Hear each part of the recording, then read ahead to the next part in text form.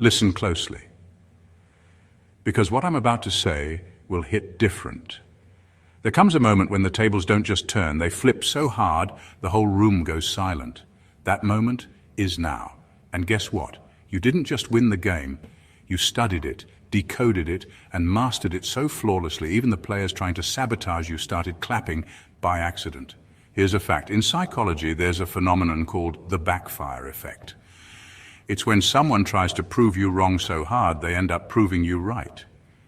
That's exactly what happened here. They plotted, they whispered, they even threw shade in HD.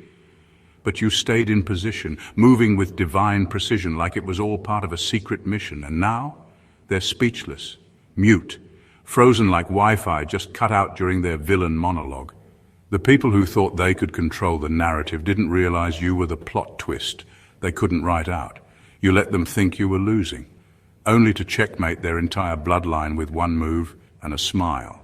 Side note, did anyone else hear that? That was the sound of fake people choking on their own karma snacks. So buckle up, because in this video we're unpacking exactly how you outplayed the entire circus key while they were too busy throwing bananas at each other to realize you were the zookeeper with the keys the whole time. Let's dive in. Number one, you let them underestimate you. That was the entrance fee. You let them underestimate you. And that was the smartest move you could have made.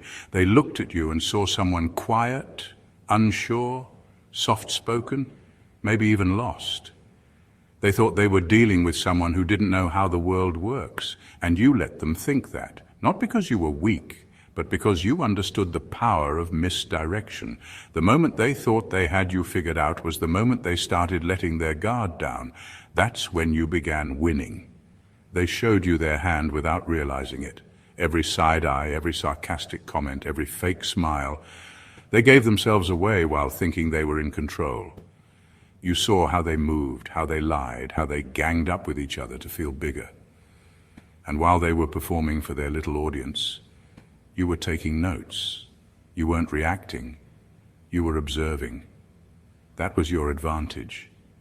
You stayed calm and quiet, not because you didn't have a voice, but because you were calculating every step they took, every weakness they exposed. And the truth is, most of them thought you were harmless. That's what made you dangerous. They had no clue you were the most unpredictable piece on the board. They thought you were a pawn. But pawns become queens when they reach the other side. And now that you've arrived, they're shaking, because they know they can't put you back where you started. You didn't fake anything. You just refused to perform. You let them walk into their own trap, thinking they had the upper hand. But the whole time, you were 5 moves ahead. That's why they're speechless now, not just because you succeeded, but because they never saw it coming. They don't even know how you did it. They just know they played themselves trying to play you. And the best part, you never had to raise your voice. You just raised your value. Number 2, your humility was strategic, not insecurity. Your humility wasn't a weakness. It was a weapon they couldn't recognize. They thought you were unsure of yourself because you didn't brag, didn't compete, didn't fight to be seen.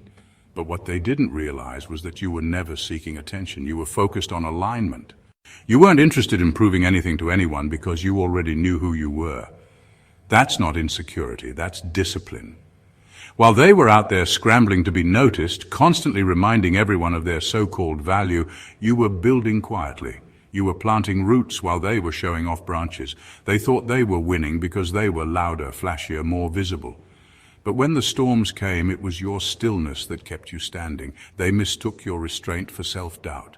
Truth is, you just didn't feel the need to sell yourself to people who couldn't afford your presence in the first place. You stayed in rooms that you had clearly outgrown just to make sure you were watching the full cycle play out. You wanted to see who would talk over you, who would ignore your wisdom, who would pretend not to notice your gifts, because that told you everything you needed to know. Your humility wasn't about playing small, it was about playing smart. You were preserving your energy while they were burning themselves out, trying to impress people who weren't even watching. And now, the same people who thought you were naive are trying to figure out how you passed them without making a sound. They don't get it. They don't understand how someone so quiet got so far ahead. But the truth is, you were never quiet. You were intentional. You weren't hiding. You were protecting something sacred.